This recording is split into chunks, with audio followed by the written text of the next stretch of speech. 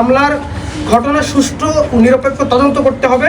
দ্বিতীয়ত, CCTV footage পর্যালোচনা করে চিহ্নিত হামলাকারীদের বিরুদ্ধে কঠোর একাডেমিক এবং প্রশাসনিক দৃষ্টান্তমূলক শাস্তির ব্যবস্থা করতে হবে। ক্যাম্পাসে সকল শিক্ষার্থীদের নিরাপত্তা নিশ্চিত এবং বিচারহীনতা সংস্কৃতি বন্ধ করতে হবে। এবং যেসব শিক্ষার্থী ভুয়া ফটোকার্ড সাইবার স্পেসে ছড়িয়ে আব্দুল্লাহ মাহমুদের জীবন ঝুঁকির সৃষ্টি করেছে, তাদের বিরুদ্ধে একাডেমিক এবং প্রশাসনিক ব্যবস্থা গ্রহণ করতে হবে। এই দাবিগুলো নিয়ে আমরা বিশ্ববিদ্যালয় প্রশাসনের কাছে অভিযোগ জানিয়েছি এবং আমরা প্রত্যাশা করছি বিশ্ববিদ্যালয় প্রশাসন দ্রুত সময়ের মধ্যে এর বিরুদ্ধে পদক্ষেপ নেবে। কিন্তু একটা সবচেয়ে দুঃখের বিষয় যেটা, যে ঢাকা বিশ্ববিদ্যালয়ের মতো এমন গুরুত্বপূর্ণ জায়গায় ডাকসুর নির্বাচিত প্রতিনিধি যারা, তাদের গায়ে স্পষ্ট হাত তুলেছে, বেধড়ক মারধর করেছে এবং সাংবাদিক সমিতির সাংবাদিক যারা আছে, যারা এই সমাজের দর্পণ হিসাবে আমরা জানি, সেই সাংবাদিকদের গায়ে হাত তুলেছে এবং এইটাকে তারা গর্বের সাথে প্রচার করছে। এটা প্রচণ্ড অ্যালার্মিং বিষয়। যদি এর বিরুদ্ধে যথাযথ পদক্ষেপ নেওয়া না হয়, তাহলে এটা সামগ্রিকভাবে পুরো শিক্ষা ব্যবস্থা, সকল শিক্ষার্থীদের জন্য ভয়ঙ্কর নিরাপত্তার হুমকি।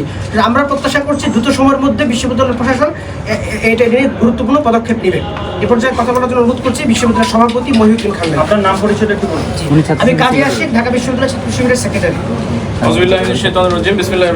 প্রিয় সাংবাদিক বন্ধুগণ, আপনারা ইতিমধ্যেই জেনেছেন যে কি বিষয়ে আমরা কথা বলতে এসেছিলাম। আমাদের দাবিগুলো খুবই স্পষ্ট ছিল যে আমরা আসলে কি চাই। সারা দেশ দেখেছে যে শাহবাগ থানায় কারা মব তৈরি করেছে, কারা হামলা করেছে এবং সেটাতে নেতৃত্ব দিয়েছে কারা।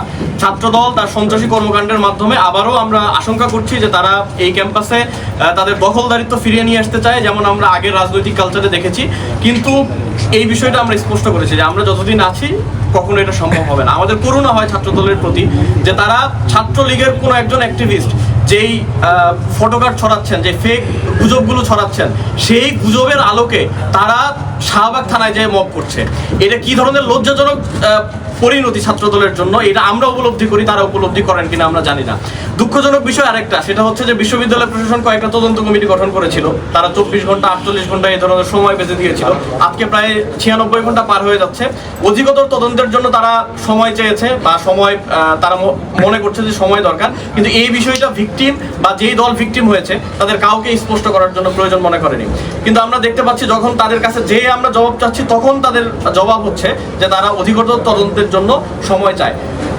এই বিষয়টা আমরা আগেও দেখেছি যে দীর্ঘসূত্রিতা, যখন কোনো অভিযোগ করা হয় সেই অভিযোগের আলোকে কোনো সিদ্ধান্ত নেওয়া হয় না এবং অপরাধীরা ছাড়া পেয়ে যায়। আমরা এটা নিশ্চিত করবো ইনশাল্লাহ যে পরবর্তী সময় আর এই ধরনের কোনো ধরনের ঘটনা ঘটবে না, যদি আমরা এই সময় যারা এই হামলার সাথে জড়িত ছিল তাদের বিরুদ্ধে বিশ্ববিদ্যালয় প্রশাসন ব্যবস্থা গ্রহণ করে। এবং আমরা বিশ্ববিদ্যালয় প্রশাসনকে এই ব্যবস্থা গ্রহণ করার ক্ষেত্রে যেই ধরনের তথ্যগুলো লাগে, তারা অধিকতর তদন্তের জন্য আসলে কি খুঁজছেন আমরা জানি না। কারণ আপনারাও আশা করি উপস্থিত ছিলেন শাহবাগ থানায়, আপনারা নিজের চোখে দেখেছেন, আপনাদের মাধ্যমে সারা দেশবাসী দেখেছে। আমরা আজকে এখানে আপনারা দেখবেন যে আমরা প্রত্যেকটি ভিডিও ফুটেজ সহ এবং তাদের পরিচয় সহ আমরা বিশ্ববিদ্যালয় প্রশাসনের কাছে জমা দিয়ে এসেছি।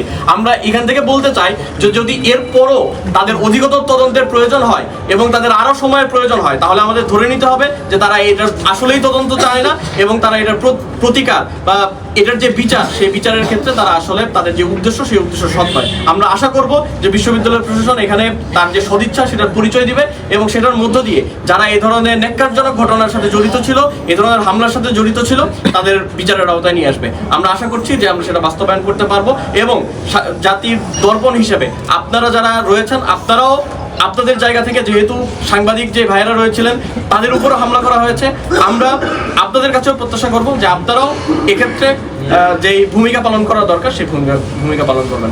আপনারাও দীর্ঘক্ষণ ধরে অপেক্ষা করছিলেন। সবাইকে ধন্যবাদ জানিয়ে শেষ করছি।